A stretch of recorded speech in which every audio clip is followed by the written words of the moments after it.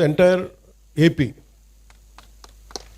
ఇది రీజన్ ఏంటంటే ఈరోజు మీరందరూ ఒక సమస్య మీద వచ్చారు. అందరూ మీ అందరికీ ప్రభుత్వం మీద, ప్రభుత్వాన్ని నడిపే వ్యక్తుల మీద చెప్పుకుంటే సమస్య వచ్చారు. ఎన్ని సమస్యలు మేము పరిష్కరించగలం ఇవన్నీ మీరు తెలియజేస్తాం. కొన్ని ఇండివిజువల్ గొడవలు ఉంటాయి, ఆ వ్యక్తులను కూర్చోబెట్టాలి. ఇందాక మీరు చూసారు తల్లిదండ్రులు, తండ్రి కొడుకు మీద, దే ఆర్ డిఫరెంట్ ఇష్యూస్. వీటన్నిటికంటే కూడా సివిల్ ఎస్పీ గారికి కూడా, కలెక్టర్ గారికి కూడా స్పెసిఫిక్గా లా అండ్ ఆర్డర్ గురించి వచ్చేటప్పటికి let them form some kind of citizen what you call them, citizen societies or what you call it, citizen council. అంటే మీ ఏరియాలో ఇప్పుడు గౌస్ గారి విషయంలో ఒక గొడవ జరుగుతున్నప్పుడు, లేదంటే ఇందాక మన అరవింద్ గారు చెప్పినట్టు గొడవ జరుగుతున్నప్పుడు సిటిజన్ కౌన్సిల్ కనుకుంటే వాళ్ళు you're the first line of defence కదా, ప్రజలే first line of defence before even police arrives. నేనేం చేస్తున్నానంటే, నేను నా కళ్ళ ముందు ఏదన్నా ఒక తప్పు జరిగినా, నాకు పదవి ఉన్నప్పుడు, పదవి లేనప్పుడు, ఈవెన్ వెన్ ఐ వాజ్ 18-19 ఒక తప్పు జరుగుతున్నప్పుడు నేను నా ముందు కొంతమంది ఆడపిల్లల్ని ఏడిపిస్తున్నప్పుడు, అలాగే షూటింగ్స్లో ఆడపిల్లల్ని ఏడిపిస్తున్నప్పుడు నేను పోలీసుల కోసం ఫోన్ చేసి వెయిట్ చేసేవాడు. ముందు నేను వెళ్ళేవాడు. ఒకసారి 100 మంది ఉన్నా కానీ రారు, కదలరు. మన సమస్య అది. ఇది నేను షూటింగ్స్లోనే చెప్తున్నా. చాలాసార్లు నాకే అనిపించేది, మనం హీరోగా యాక్ట్ చేసి రౌడీలు కొట్టేస్తుంటే కానీ రియల్ లైఫ్లో కళ్ళ ముందు గొడవ జరుగుతుంటే ఒకళ్ళు కదలరు ఏంటని నాకు నేను తిట్టుకొని చాలాసార్లు వెళ్ళి కొట్టిన సందర్భాలు ఉన్నాయి. అంటే ప్రాబ్లం ఏమవుతుందంటే మనందరికి జడత్వం వచ్చేస్తుంది, ఇనర్షియా, ఓ బాధ్యత తీసుకోవడానికి భయం. ఎవరో ఒకళ్ళు వచ్చి మనకి కాపాడాలి, ఎవరో ఒకళ్ళు వచ్చి వాళ్ళు ముందుకు వస్తే తప్ప మనం చేయలేము. ఫస్ట్ లైన్ ఆఫ్ డిఫెన్స్ మీరు కావాలంటే మీరు ఒంటరులు కాదు, మీరు ఒక్కళ్ళు కాదు అని చెప్పుకోవడానికి I really appeal to SP గారు అండ్ కలెక్టర్ గారు, let it start from Kakinada. ప్రతి కాలనీలో సిటిజన్ కౌన్సిల్ పెట్టించండి. Let them talk about sanitation, let them talk about law and order. అక్కడ ఏదైనా రౌడీ గుంపులు ఉన్నా, లేదంటే కూర్చోబెట్టి గంజాయితో మత్తులు ఏదైనా పిచ్చేషాలు వేస్తున్నా, ఈవెన్ వాళ్ళు ఒక 100 మంది తిరగబడితే ఏంటి మాట్లాడుతున్నా, ఎదురు తిరగలిగితే ఫస్ట్ బరువు తగ్గుద్దు మీకు. మీరు ఫస్ట్ దాన్ని మీరు పార్టిసిపేట్ చేయకపోతే, ప్రజాస్వామ్యంలో, డెమోక్రసీలో, if you don't become a participant, if you want be a mere spectator, you are not strengthening democracy, you are weakening democracy. నాకు సరదా కాదు మాట అనిపించుకోవటం. నేను ఎందుకు పాలిటిక్స్కి వచ్చానంటే, I want to strengthen my country, I want to strengthen my democracy. ఇది నేను అంటే ఇది నాకు దీనివల్ల పదవులు వస్తాయా, ఏమొస్తా నాకు తెలియదు. కాకపోతే I feel it is my commitment to my nation. So నేను ఇంత చేయగలిగినప్పుడు నా రిక్వెస్ట్ ఏంటంటే, ఇక్కడ ఉన్న స్టూడెంట్స్ దగ్గర నుంచి కానీ, పెద్దల దగ్గర నుంచి కానీ, all the respected individuals, highly educated individuals, erudites, మీరు ఒక గ్రూప్గా ఫామ్ అవ్వండి. మీరు వాట్సాప్ గ్రూపులు కులాల్లో ఉంటాయి కదా, కాస్ట్ వాట్సాప్ గ్రూప్స్ ఉంటాయి, లేదంటే రిలీజియస్ వాట్సాప్ గ్రూప్స్ ఉంటాయి. How come we don't have any WhatsApp group for law and order? మా ఏరియాలో సమస్య ఉంది, why can't we come together? అంటే అది కన్వీనియంట్గా ఉండదు అందరికీ. కులాల్లో తిట్టుకోవడానికి మనకి కన్వీనియంట్. అంటే ఇలాంటి సిన్సియర్ అఫీషియల్స్ ఉన్నప్పుడు, కలెక్టర్ గారు లాంటి వాళ్ళు, మన మాధవ్ గారు కానీ, మన ఎస్పీ గారు కానీ, కలెక్టర్ గారు కానీ, వాళ్ళు నిజంగా చేయగలరు. నేను వన్స్ ఛార్జ్ తీసుకున్న తర్వాత కాకినాడలో ఎవరు ఎస్పీగా ఉండాలి, ఎవరు కలెక్టర్గా ఉండాలి నేను ఒక్కటి చేయలేదు. నేను ఓన్లీ వన్ సింగిల్ ఇన్స్ట్రక్షన్ ఇచ్చాను, నాకు మీరు స్ట్రెంథెన్ డెమోక్రసీ, స్ట్రెంథెన్ ఇన్స్టిట్యూషన్, అంతకుమించి తప్ప నా దగ్గర నుంచి మీకు ఫోన్స్ రావు. ఒకవేళ ఎవరైనా పట్టుకుంటే వాళ్ళని వదిలేయండి, అది including if it is there my party men, I don't encourage. Very clear కట్గా చెప్పాను. ఎందుకంటే నేను ఇన్స్టిట్యూషన్ని బలోపేతం చేయడానికి ఉన్నాను, బలహీనపరచడానికి లేను. అంతేగాని ఒక ఎమ్మెల్సీ వాళ్ళ డ్రైవర్ని చంపేస్తే వెళ్ళి అతనిలాగా వెళ్ళి జైలుకి వెళ్ళి చాలా బాగా చంపేసామని చప్పట్లు కొట్టే వ్యక్తిని కాదు నేను, తాడు తీసి కూర్చోబెట్టే వ్యక్తిని. అంటే ఇవన్నీ నేను అలాంటి నాయకత్వం. అలాగే చిన్నపిల్లాడు తెలిసి తెలియని వయసులో ఒక 23 నేరాలు చేశాడు చిన్నపిల్లవాడు. కూర్చోబెట్టి ఏదో పాపం చిన్న ఆ పసి వయసులో బీరు బాటిల్ తీసి మెడ కోసేసాడు. పాపం ఏదో కూర్చోబెట్టి అమర్నాథ్ గౌడ్ అనే అబ్బాయిని తెలుసు తెలియకుండా 14 ఏళ్ళ కుర్రోడిని వాళ్ళ అక్కని ఏడిపిస్తున్నారని చెప్పి ఆ 14 ఏళ్ళ అమర్నాథ్ గౌడ్ వచ్చి ఆ రౌడీలని ఎదుర్కొంటే పాపం కత్తితో పొడి చేశారు. చిన్నపిల్లలు తెలిసి తెలియకుండా పొడి చేశారు. ఇలాంటి చెప్పే నాయకుడిని కాదు నేను. మీరు ఇలాంటి వ్యక్తులను కనుక మీరు ఎంకరేజ్ చేస్తే, ఇలాంటి భావజాలాన్ని ఎంకరేజ్ చేస్తే భవిష్యత్తు మీకే ఊహించుకోలేని పరిస్థితుల్లో మీరు ఉండిపోతారు. నేను ఈరోజు మీకు ఎందుకు బలంగా చెప్తున్నానంటే, you have to have a collective spirit. అన్ని పనులు అవ్వకపోయినా primary is law and order. Law and order బలంగా ఉంటేనే ఇప్పుడు మీరు కోరుకున్నట్టుగా కూర్చోబెట్టి ఏఐ కావచ్చు, పరిశ్రమలు కావచ్చు, రేపొద్దున ఏదైనా కాలేజ్ సమస్యలు కావచ్చు, ఇవన్నీ కూడా సవ్యంగా ఉండాలంటే లా and order should be very strict and very strong. నేను హోమ్ మినిస్టర్ని కాదు, అది నా పరిధిలోకి రాదు. అది క్రిమినల్స్ తాలూకు అదృష్టం.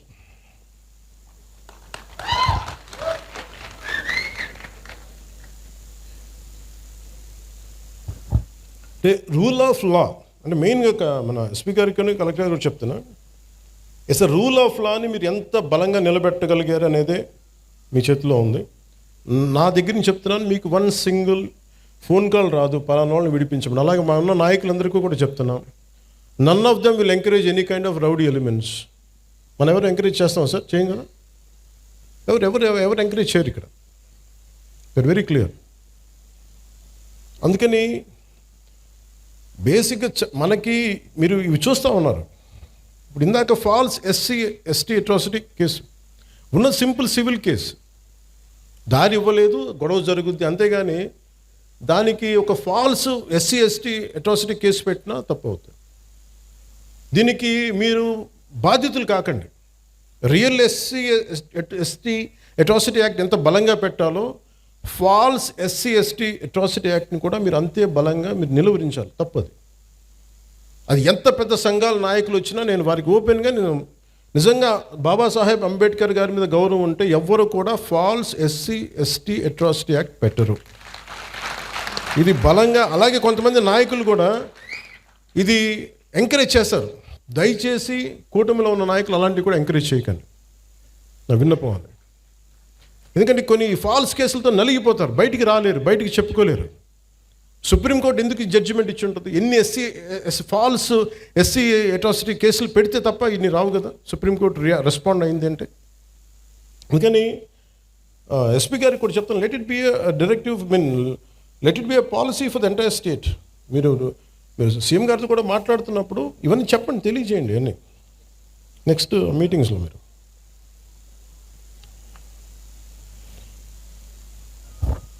the law and order is not merely a government function. It is the very foundation upon which civilized society stands.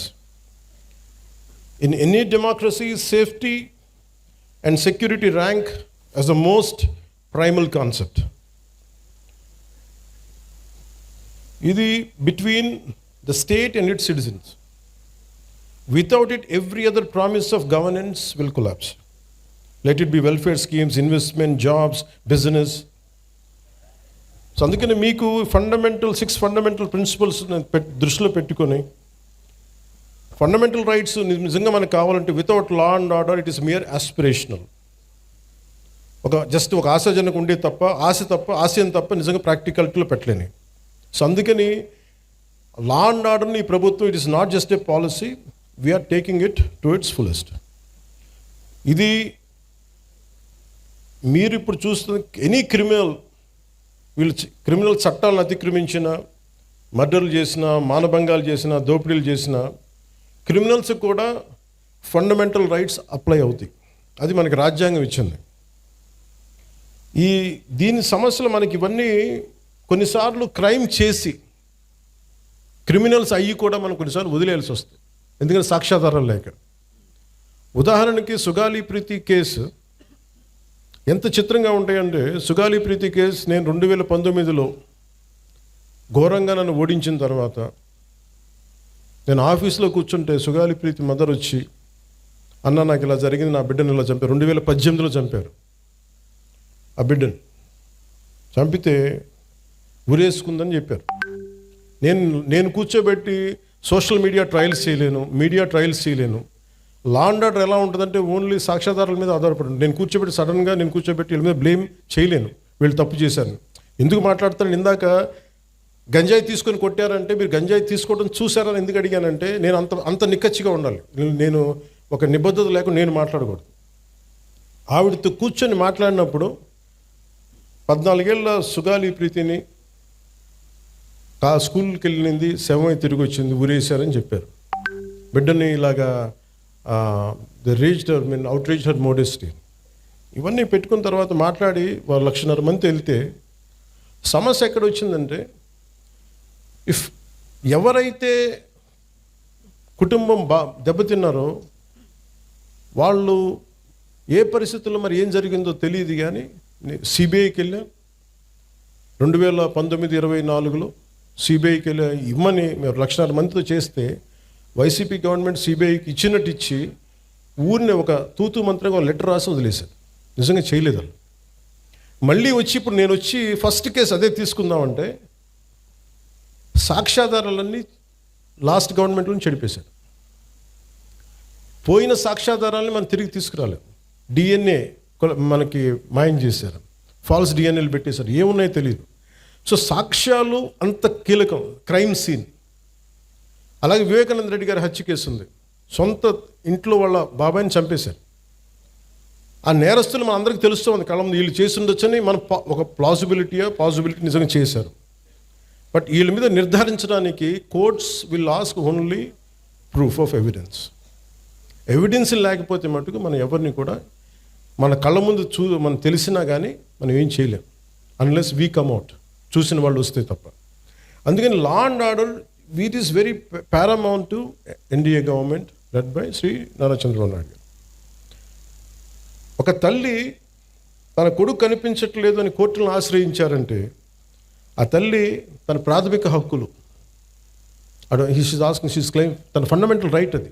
బిడ్డ చనిపోయారో లేదో తెలియదు, మనకి డిసపియరెన్స్ అంటే కనిపించట్లేదు, ఆవిడ ప్రాథమిక హక్కు అది. దీనిని ఇందులో ఎక్కడా కూడా కులం లేదు. ఒక క్రిమినల్ని చట్టం ఎలా చూస్తుంటే రాజ్యాంగం కానీ it has got nothing to do with your caste or your religion or your region. Crime జరిగిందా, ఎవరికి చేశారు, ఇంతకు మించి దాంట్లో కులం అనే ప్రస్తావన ఎక్కడ ఉండదు. This is what fundamental constitutional law or criminal law చెప్పేది. కానీ మీరు ముఖ్యంగా యూత్కి చెప్తా ఉన్నాను, పెద్దలకు కూడా, మీరు కులాల పరిధిలో నుంచి మీరు కుల కోణాల నుంచి మటుకు క్రిమినల్స్ని చూడకండి. ఒక ముగ్గురు ఏడిపించారు ఇక్కడ అరవింద్ గారిని. ఏడిపిస్తే వాళ్ళు ఏ కులం కంటే కూడా they have done a crime of hitting him. You should be looked at that part only.